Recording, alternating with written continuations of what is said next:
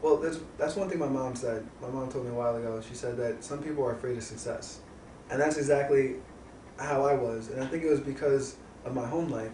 I was up until high school. I was the first person to graduate high school and go to college, and there was so much pressure. There was so much pressure. My older brother, he was so close, but he didn't do it, and I was next in line. So it was a lot of pressure, and a lot of times I think the pressure got to me. There was a few times, there was a few days where there was nothing wrong. There was nothing wrong with me. I wasn't sick.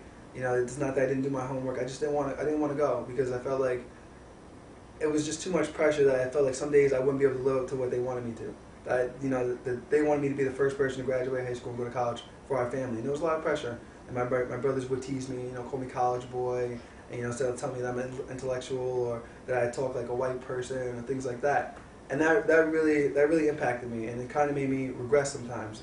It made me watch the things that I said around my family or the way I talk, and it was almost like being two different people.